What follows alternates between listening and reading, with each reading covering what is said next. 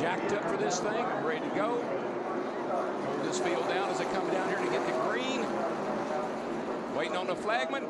Green flag in the air. Boogity, boogity, boogity. Let's go racing Talladega style, boys.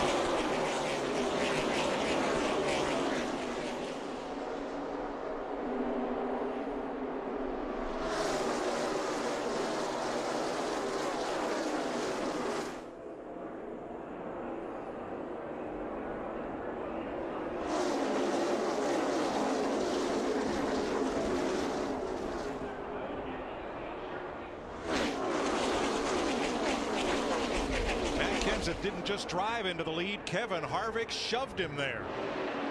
Jamie McMurray in that one car talked to him there under the pace laps. He did not come up to speed.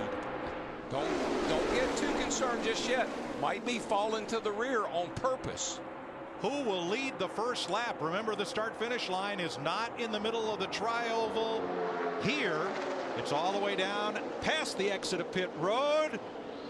KB, Kyle Busch with an assist from Jeff Burton leads lap 1. Rudeman for a long time as David comes to the front on the outside behind Jeff Gordon. The fan favorites here were the Alabama gang. Bobby and Donnie Allison, Red Farmer, Neil Bonnet, Davey Allison.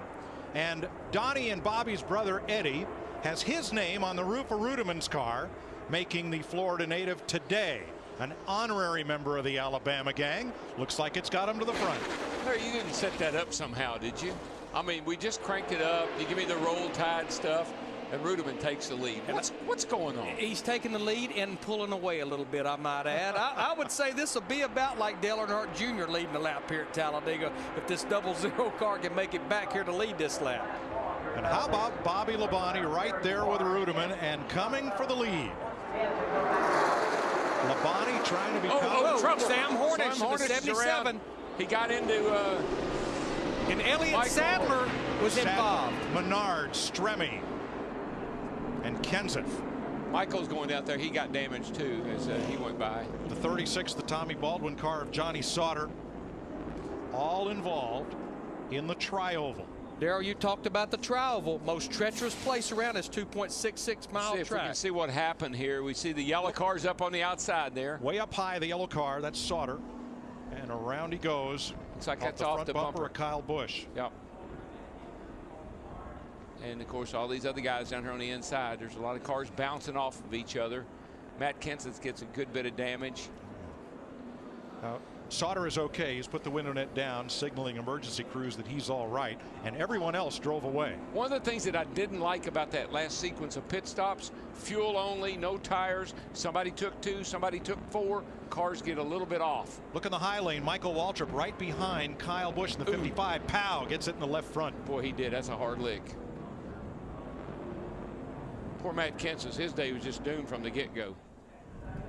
One thing I'm most impressed about as you see this unfold, we have cars sideways, we have cars backwards with their tail to the wind, and we have every car firmly on the ground. Yeah, the roof flaps now are doing their job like they used to do, keeping the car. You see, which car was that? That's the 26 maybe, or the 19? Tightly packed together for 6.5 more laps, or is something going to have to give? Boy, Jeff Gordon in the 24 just got forced all the way down on the apron. He's going to get really that 48 car right there. Just got knocked out of line, lost his momentum. And it's Stewart and Jr. versus McMurray, Biffle, Montoya. Trouble down the straightaway in the tri-oval. It's Jeff Burton, Jeff Gordon, and Scott Speed. Something was going on with that group back there. There was a couple of them falling backwards when they went through 3 and 4. Caution's out with 6 laps to go. And there is perhaps the best car here coming into this race. Jeff Burton will not win. Mike, now, something happened with Jeff Gordon. Let's watch out. Oh boy. Yeah, the left front. He's got a lot of damage. Away. But let's take a look at, here we are going down the back. Here, right in here. Here's Jeff Burton going right there. He and Jeff Gordon. And you see Gordon gets down on the apron. Jimmy Johnson crowded 24 Jeff Gordon down on the apron. That backed everybody up. And you see the 48 car really backing up. Yeah, they both lost their momentum. They just lost their momentum.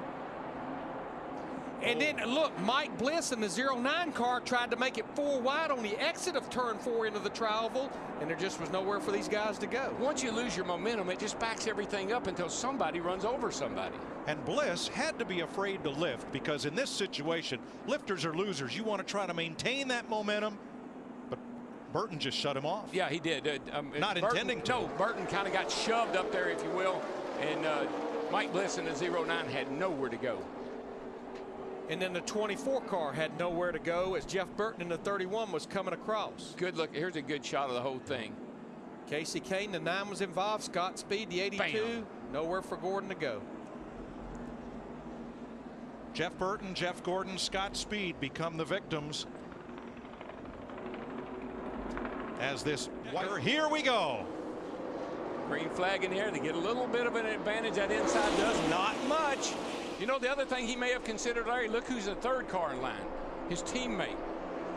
And it is the inside line that goes. And they just slid up in front of Tony Stewart in the 14 and Junior in the 88. That's what they needed to do. Protect the bottom and then slide up through 1 and 2. I'm almost certain McMurray knew that Biffle would go wherever he went. He wasn't so sure about Junior or Tony Stewart. Drag race. Down the back straightaway. Now it's cat and mouse. Who's going to go? Who's going to go where? If the leader takes the white flag under green, the next flag will end the race. Oh, around goes Newman. Newman up into Logano. 5 cars into the wall. 7. Caution. Caution is out. The race is not complete. Not complete. Had to get to the white flag to be complete. What did we say 30 laps ago?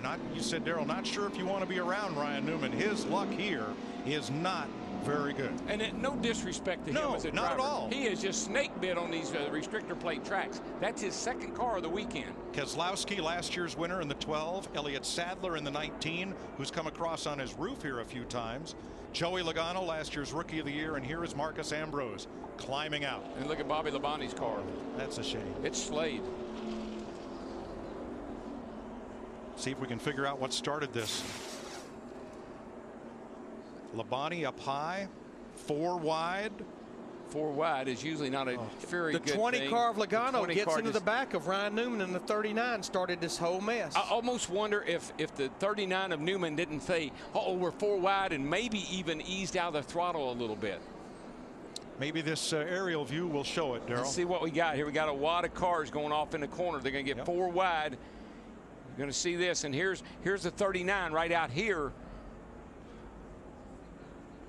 4 wide. You see there's plenty of room right there. Plenty of room. I think that Logano just got in. I think Logano thought he could give him a push, clear that pack of cars, and go to the front. And he got him in the wrong place. We saw Carl Edwards do this to Greg Biffle here a couple of years ago. See Vickers in the 83 involved, a car that led a bunch of laps. And Casey Kane in the 9 just had recovered from the repairs from the last wreck. Short shift it, man. Get it into high gear as soon as you can. That'll save a little bit. Greg Biffle in the 16 looked like he wanted to tuck in front. Wow. Kevin Harvick in the 29. He couldn't get down there. No. Made an evasive move to the outside. That Junior backed everybody up. Biffle's in trouble. I think Biffle is out of gas in the 16 car. Yeah, he's one of those cars there that could not get up to speed. Looks like he's here comes Junior to the outside. Everybody else to the inside, and around goes Jimmy. 48. And Biffle, yellow flag is out. We still don't have a race, boys. That is not what those guys at the front wanted to see, though. This is really going to make it tough on them. Larry, they just about got to come to pit road now. I just don't see how you can stay out there and run a couple more caution laps and have enough to finish the race. So here comes Jamie McMurray around to what would have been the white flag, but since it is yellow, we will have one more attempt to finish this race under green. And you know why they'll come to pit road? Because everybody's got to come to pit road. No, those guys like Tony Stewart and that group, Denny Hamlin, will not have to, Darrell. Enough guys that got to come to pit road that it might be all right. There they are right there. Jimmy Johnson in the 48 on the inside, Biffle in the 16. It looked like he just could not get going. And then Jimmy Johnson tries to jump up in front of him, but did not have him clear. He just wasn't clear. That's it. Pretty hard contact to that inside wall. Yeah, Biffle was in trouble from the get-go. He just couldn't get up to speed. All right, the free pass on his back bumper. Montoya has Hamlin pushing. Here we go for the final time. Looks like you're going to have teammates side by side going through turn 1 and 2. Harvick in the 29 pushing McMurray. 42 getting a push by Denny Hamlin in the outside, side by side. It's whichever line back here where you see the 56 coming. If he goes with the 29, that will push them ahead of the 42 Montoya and the 11, but he's got to get there, and he's not getting there. And Dale Jr. did not keep pace with Martin Truex. He's fallen back a bit. He will not be among those who will settle this for the win. Boy, they are. This is a roadblock now, even when you get there. Where are you going to go? Look at the run. Truex is getting in the 56 with the push from Kyle Busch in the 18. White flag this time. Can Montoya and Hamlin do the 2x2 tango, or will Harvick shove McMurray to victory lane? White flag in the wind. 1 lap to go. ECR engines at the front of the field working together and looking good. The big question, both those guys, they have to be on fumes as far as fuel, the 1 and the 29. I don't like that. There's a little bit nervous getting a big lead out here. You got to be careful, but with these guys 2x2 behind them, it might work. Staying to the inside, the 2 leaders have no drafting help, but they are scooting away from the pack. 3 corners to go. Now Harvick, he'll keep pushing him, and he'll get over here to the tri-oval, try to make the slingshot on him. As soon as he knows that he doesn't have to worry about that 3rd place car of Montoya, he probably will try to make the move, although I don't know if it'll do him any good or not. Last chance through the tri-oval. Here he comes! Here they come! Oh, he got him! It's Harvick! He got him! He timed it perfect! He got him! Mister, where did he come from? Wins Talladega. He got him! He timed it picture perfect. Oh, boy. And McMurray opened that bottom just enough. I think McMurray thought, I've got it made because Harvick's not going to do anything. He can't afford to. Holy cow, look at Delana. She can't believe it. Awesome job, guys. Awesome job. I mean, that played out to the T. To the pass on the last lap. Yeah, baby. You said you wanted to be. You see what happened? He got him wiggling a little bit, Larry. Through the trial. Got him a little bit loose, and that's what won the race for him.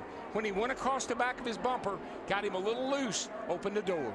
I don't know who it was, Darrell, but on Friday I saw him do that to someone in practice.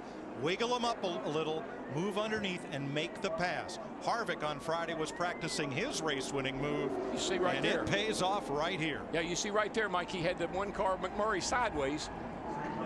And how fitting, Shell Pennzoil was on that car when he won the Daytona 500 a little over 3 years ago. The announcement made this week that they will be leaving that team at the end of 2010.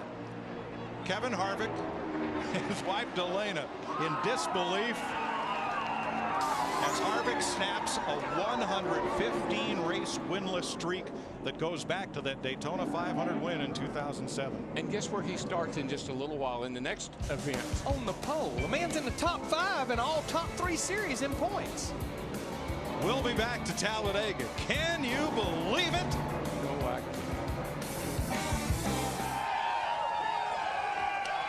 And as you can see and hear, the celebration is a big one. It's been over 3 years since a points win. It was on a plate track. Choices and chances. That's what this race is all about. You made the choice to take a chance. Walk us through that last move. Yeah, I tell you what, I mean, everything just really played out perfect for us today. We had a plan to ride in the back, wait till 50 laps to go, and then really push forward after that. So just this Impala was great. I got to thank Jimmy John's, Reese's, SKF, Coca-Cola, Champion, Sherwin-Williams, Shell, Pennzoil, choked on my Coke there, Team Realtree, everybody who helps us on this car. And the fans, they come out to support us every week and get to see finishes like that. So Sprint for everything they do for this series, and we broke that drought. I was going to say, all the wins are special. They all mean a lot. But when you have the controversy or just the struggles that you guys have been through to get back here to victory lane, how special is this? Well, I think the best part about it is our sponsors leaving, and you know, the best part about it is they can leave while we're winning. So that's the best part of the whole thing. Kevin couldn't wait for the celebration to begin. In fact, I think they had to cut your window net to get you out of there. Yeah, the latch froze up on the window net, so they had to cut the window net off with a knife. So that was a first, but winning here at Talladega is a first too. Congratulations, Kevin Harvick. Okay, all right, Danielle. We saw the most competitive, the most lead changes, the most number of leaders, another surprise winner right at the end. Was this the best Talladega race ever? It was in my mind. I've been here a long time, and it was as good as it gets. And, you know, I'm happy for Richard Childress Racing. You know, we talked about them really being down this point last year. That's the first win for that organization since the fall of 2008 with Jeff Burton. Wonder where Harvick's thinking about staying now. Well, we'll see. Well, a number of folks have reason to celebrate. Kurt Busch got a top 10 out of this. So did Mike Bliss at the checkered flag. But not everybody will leave Talladega happy.